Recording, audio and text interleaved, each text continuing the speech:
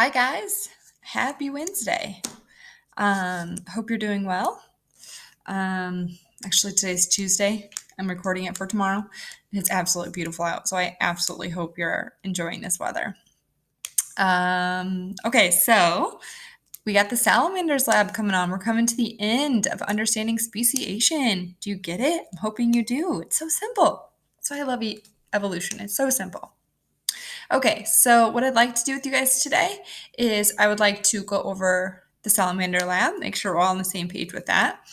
And from that, you should be able to construct an explanation for how the population of salamanders is becoming two species.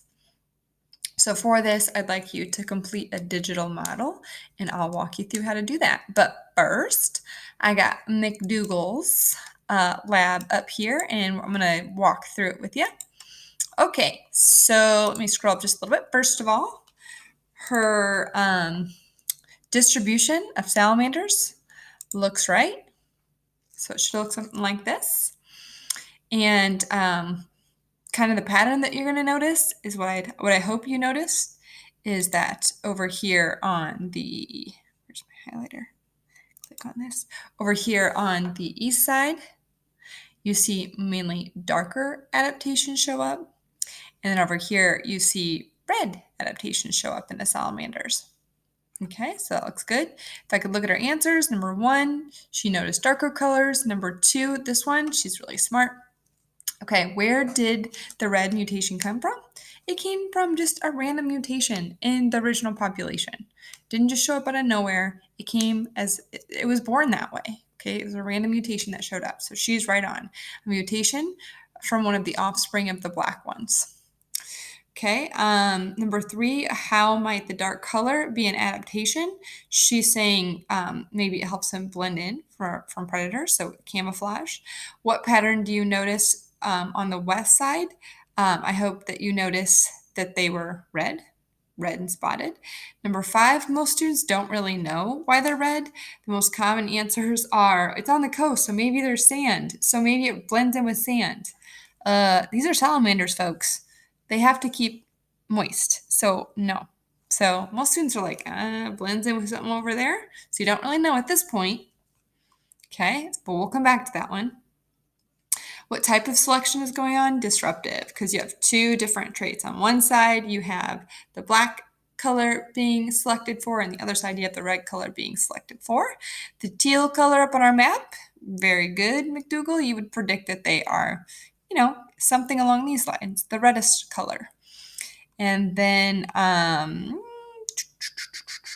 why don't these 2 different species mate? They're on opposite sides of the valley. The valley is an arid, dry area. They would not go into that area because they would probably die because they're amphibians. All right, number 9. This one's interesting. Hello, Mr. Newt that lives on the western side. And he is poisonous. Is this making you think why the red color is an adaptation? The salamanders are not poisonous themselves. So why would they be red? Well, let's look at that in just a sec. Okay, and then number 10, what are some of the predators? Herons, egrets, and also fish and bullfrogs. Okay, visual predators. Okay, so here's our situation. We have the Great Valley, we have the ancestral population, we have red adaptation going on over here on the west, and the black adaptation going on here on the east. Okay, and then I would like to introduce you to something called mimicry. If you're a visual predator and you live in an environment where there are these poisonous newts, if you eat these newts, you would die or get very sick. Guess what? You're probably going to avoid anything that looks along the same lines as that.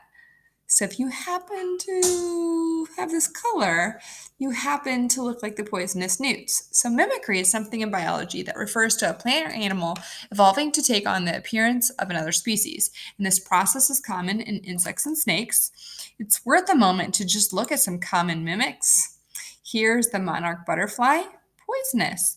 The viceroy butterfly, not poisonous. But guess what? Can you tell the difference? Another popular example is the coral and the king snake in the deserts out in the west of the United States. Here's an example of the harmless Philippines cockroach that mimics the ladybug beetle. And then this mimic is not mimicking an organism that looks like it, it's mimicking a plant, enabling it to camouflage. And I love this guy. He's mimicking the species of tree that he lives near. Okay, so mimicry, don't forget that. So, what we know is that there's no salamanders in the Great Valley, and the habitat in the coastal mountains looks a little something like this, and the habitat in the Sierra Nevada mountains looks like something like this. So they both live in similar environments, but something's not similar. So what I'd like you to do for today's assignment is I would like you to use the slides provided on the salamander speciation model, it says assignment on it, to create a model that explains how this is happening. So really you have to kind of do this in 3 steps. Okay, and I'll show you the 3 steps. So first, I would like you to explain why the black color is an adaptation on the east side of the valley. Okay, then I would like you to explain why the red color is an adaptation on the west side of the valley. And then I would like you to explain how speciation is happening. So hopefully you're picking from the claims that speciation is occurring.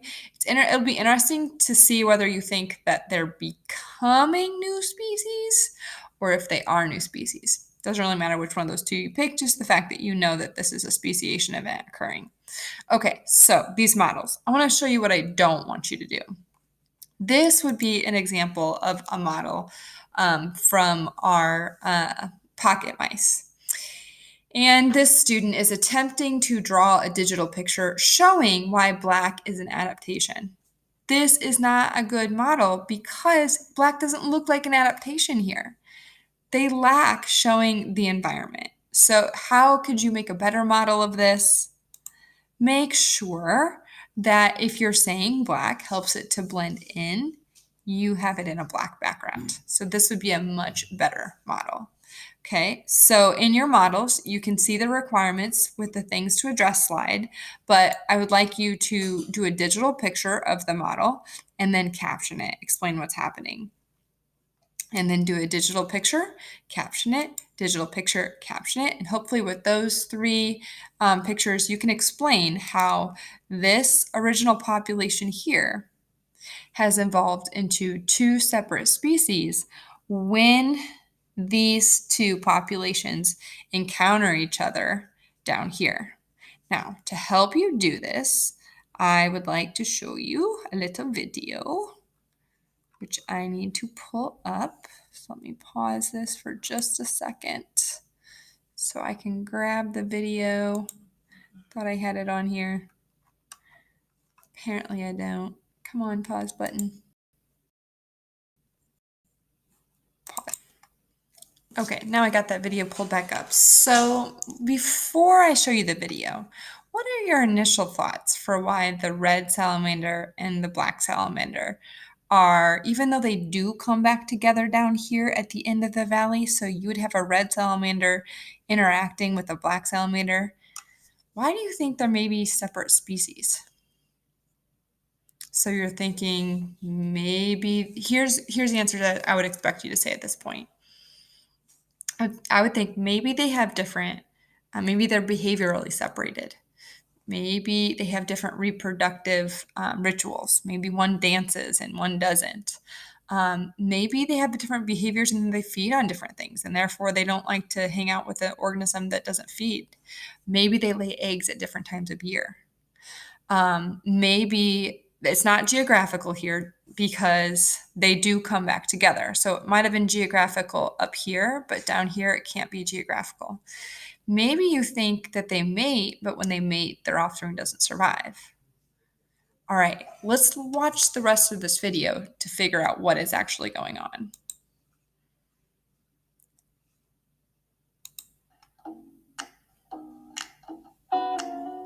Meet a type of terrestrial salamander found in California. Now meet another, and another. These salamanders are members of the same species, so why do they look and behave so differently? In California, populations of these salamanders became separated geographically, evolving over millions of years to adapt to different environments.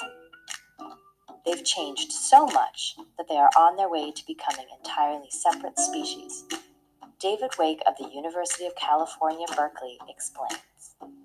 The history of this species complex began about 10 million years ago in the ancient redwood forests of Northern California, where we have today this form picta, which is highly variable, both genetic. Okay, so this one would represent our ancestral species. So it would have been like the brown frog at the beginning of our simulation. Because this population is a population that gives rise to the two populations we're looking at.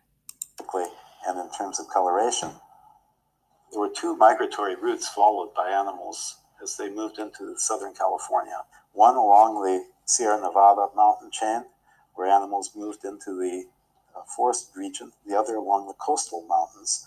They avoided the Great Central Valley. The populations that gradually moved down the forested region of California relied on blending in with their environment.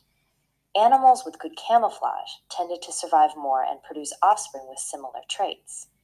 As the salamanders progressed south over millions of years, the markings became more distinct. At the end of the chain in Southern California, we have this form clouberi, which is the extreme of variation, showing the largest blotches, most bold marking. These were all then camouflaged organisms that were hiding from predators. Along the coast, a different strategy was followed. Here, the organisms adopted the color pattern and behavior of dangerously poisonous newts, and they became, instead of camouflage, they were advertising their resemblance to these dangerously poisonous animals and gaining an advantage because of their mimicry. So what happened is that you had two differently adapted lineages moving to the south, and by the time they reached the southern... Okay, here it is. What type of reproductive barrier exists with them? And they had essentially evolved into different species. But at certain areas, for example, in the Palomar Mountain area in San Diego County, we get these animals, which are hybrids, and the hybrids are neither similar to the dangerously poisonous animals, they're not good mimics, nor are they good animals in terms of camouflage. So these organisms are essentially dead ends. These hybrid offspring are not well adapted to their environment and are therefore less likely to survive. The two parent subspecies that produce the hybrids are well on their way to becoming entirely separate species, evolving just as Darwin described in his theory of evolution. I think Darwin would love this example because it shows exactly the sorts of patterns that he was talking about. Gradual adaptive divergence, leading eventually to the establishment of new species. Okay. Grammarly does more than catch error. Okay, so here's your goal. You want to create models that explain what we know about how did he become black? What does that mean? How did it start with a population that looks like this on the east side and then become a population that looks like this? So don't forget VHR, variation, heredity, and reproductive advantage. And then over here, how did they get red? Did they try real hard?